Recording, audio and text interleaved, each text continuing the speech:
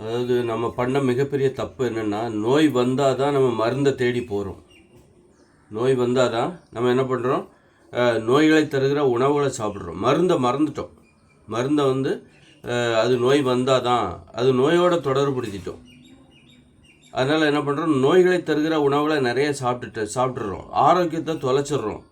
அதுக்கப்புறம் தான் அந்த தொலைச்ச ஆரோக்கியத்தை மீட்டெடுக்கிறதுக்காக, நோய் வந்த பிறகு தொலைத்த ஆரோக்கியத்தை மீட்டெடுப்பதற்காக மருந்துகளை சாப்பிடுகிறோம். இல்லைங்க, முடியாது, உங்கள் ஆரோக்கியம் தொலைஞ்சு போனது தான், நீங்கள் தொடர்ந்து நீங்கள் மருந்து சாப்பிட்டா தான் இனிமேல் வாழ முடியும், உங்கள் நோய் கட்டுப்பாட்டுக்குள்ளே இருக்க முடியும், நோயை குணப்படுத்த முடியாது அப்படிங்கிற நிலைமைக்கு. அப்போ நம்ம என்ன தப்பு பண்ணோம் அப்படின்னா, நம்மக்கிட்ட ஏற்கனவே ஆரோக்கியம் இருந்தது. சின்ன வயசு பிறக்கும்போது எல்லோரும் ஆரோக்கியமாக தான் பிறகுறாங்க.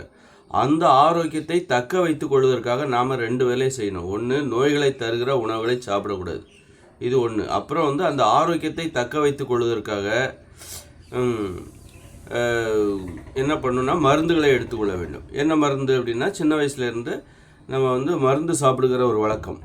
மருத்துவ குணமுடைய மூலிகைகளை சாப்பிட்றது, அல்லது இப்போ உதாரணத்துக்கு நீங்கள் என்ன டெய்லி இப்போது சீரக தண்ணீர் குடிக்கிறது, சீரகத்தை போட்டு கொதிக்க வச்ச தண்ணீரை குடிக்கிறது, அல்லது சீரகம், வெந்தயம், ஓமம் இதை வறுத்து பொடி பண்ணி வச்சுக்கணும். சாப்பிட்டு டெய்லி இரவு தூங்கும்போது 1 ஸ்பூன் போட்டு தண்ணீரை போட்டு குடிக்கிறது. இந்த மாதிரியான வழக்கம் பெரும்பாலானவங்களுக்கு இல்லை. இப்போ தான் அந்த விழிப்புணர்வுலாம் வருது. அப்போ நம்ம பண்ண தப்பு என்னென்னா, நோய் வந்தால் தான் மருந்து அப்படின்னு நம்ம நினச்சிக்கிட்டோம். நோயோடு தான் அந்த மருந்தை தொடர்புடுத்தணும். நோய் வந்த பிறகு தான் நம்ம மருந்து எடுத்துக்கிட்டோமே தவிர, ஆரோக்கியமாக இருக்கும்போது அந்த ஆரோக்கியத்தை தக்க வைத்துக் கொள்வதற்காக நாம் மருந்துகளை எடுத்துக்கொள்ளவில்லை. அந்த மருந்துங்கிறது எளிமையானது தான். அது போய் கடையில் போய் தான் வாங்கணும் அப்படின்லாம் கிடையாது. நான் சொல்கிறது, ஒரு இஞ்சி சாறை வாரத்தில் ஒரு வாட்டி இஞ்சி சாறை அரைச்சி குடிக்கிறது, அல்லது வெள்ளைப்பூண்டை சுட்டு சாப்பிட்றது, அல்லது லெமன் சாறு இதை எப்படி கொதிக்க வச்சு குடிக்கிறது. அது பச்சையாக குடிக்கக்கூடாது, ரொம்ப வீரியமானது. இந்த மாதிரி ஒரு நம்மளால் முடிஞ்சது, நம்மளால் எல்லாராலையும் எளிதாக முடிஞ்சது. இதுதான் மக்கள் மருத்துவம்ங்கிறது. நம்மக்கிட்ட இருக்கிற ஆரோக்கியத்தை தக்க வைத்துக் கொள்வதற்காக நாம் செய்ய வேண்டியது. அதே நேரத்தில் நம்ம ஆரோக்கியத்துக்கு இடையூறு ஏற்படுத்துகிற நோய்களை வரவழைக்கிற உணவுகளை சாப்பிடக்கூடாது. ஒரு உணவு கட்டுப்பாட்டை கடைபிடிக்கணும். இது நாம் செய்ய வேண்டிய ஒரு கடமை. உணவு கட்டுப்பாட்டை கடைபிடிக்கணும். அப்படி கடைபிடித்தால் கூட நம்ம உடம்பு ஒழுங்காக செயல்படுவதற்கு சில மருந்துகளை நாம் தினமும் எடுத்துக்கணும். இந்த மாதிரி சீரக தண்ணீர் குடிக்கிறது, அல்லது வாரத்தில் ஒரு வாட்டி இஞ்சி சாறு குடிக்கிறது, சீரக தண்ணி, சீரகம், வெந்தயம், ஓமம் இதை வறுத்து பொடி பண்ணி இரவு சுடு தண்ணீரில் 1 ஸ்பூன் கலந்து குடிக்கிறது. காலையிலும் குடிக்கலாம், இரவும் குடிக்கலாம், 2 வேளையும் குடிக்கலாம், இல்லை 1 வேளை. இந்த மாதிரி தினசரி ஒரு வழக்கம், ஒரு மருத்துவ தேடல், மருத்துவ துணை. நம்ம எப்படி உணவு சாப்பிட்றோமோ 3 வேளையும், அல்லது ஒரு நாளைக்கு தினமும் நம்ம உணவை எப்படி சாப்பிட்றோமோ அதுபோல் மருந்தும் நமது வாழ்க்கை முறையோடு நம்ம இணைச்சிக்கணும். அப்போ தான் அந்த நம்மக்கிட்ட இருக்கிற உடம்பு ஆரோக்கியத்தை, பிறக்கும் போதே இருக்கிற ஆரோக்கியத்தை தக்க வைத்து கொள்ள முடியும். இந்த மாதிரி எளிமையான இது இப்போ மருந்து, டெய்லி மருந்து நம்மளாக இப்போ இது ஒன்றும் வீரியம் கிடையாதுல்ல. சீரகம், ஓமம், வெந்தயங்கிறது ஒன்றும் வீரியமான ஒரு இது கிடையாது.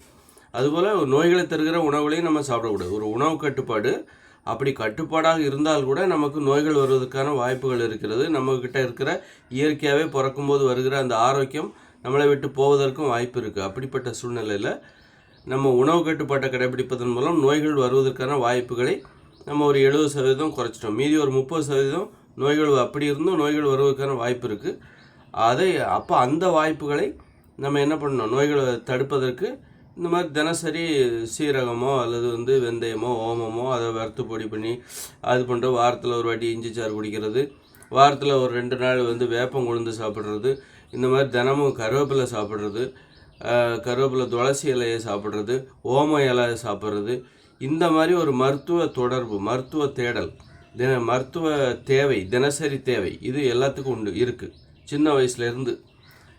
அப்படி இருந்தால் மட்டும்தான் நம்மக்கிட்ட இருக்கிற ஒரு இயற்கையாகவே இருக்கிற ஆரோக்கியத்தை தக்க வச்சுக்க முடியும். உணவு கட்டுப்பாடு, அதுபோல் இந்த மாதிரி மருத்துவ துணை மருந்துகளையும் நம்ம தினமும் மருத்துவ குணமுடைய மூலிகைகளையும், இது எளிதானது, வீரியம் இல்லாத ஒரு மருத்துவ குணமுடைய, அதே நேரத்தில் நம்மக்கிட்ட இருக்கிற உடம்புல இருக்கிற ஆரோக்கியத்தை தக்க வைத்துக் கொள்வதற்கு நாம் செய்ய வேண்டிய 2 கடமைகள் இதை நாம் செய்ய தவறியதால் தான், செய்ய தவறி என்ன பண்ணுறோம், மருந்துகளை அலட்சியப்படுத்திட்டு மருந்துங்கிற அது நோய் வந்தால் தான் நோயோட தொடர்புபடுத்திட்டு நோய்களை தருகிற உணவுகளை சாப்பிட்டுட்ருக்குறோம்.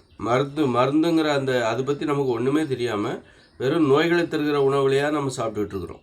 கடைசியில் நோய் வந்துடுது. அதன் பிறகு தான் நம்ம மருந்தை நமது வாழ்க்கையோடு இணைக்கிறோம். அந்த நோய் குணப்படுத்த முடியாது. அந்த நோயை நீங்கள் எப்பவும் கட்டுப்பாட்டுக்குள்ளே வச்சுக்க தான் முடியும். அதற்கு இந்த மருந்துகளை நீங்கள் வாழ்நாள் முழுதும் எடுத்துக்கணும். அப்படிங்கிற நிலைமை வரும்போது தான் நம்ம மருந்துங்கிறத நம்ம அப்போ தான் அதோட உதவியை தேடுறோம். இதுதான் நாம் செய்த தவறுகள்.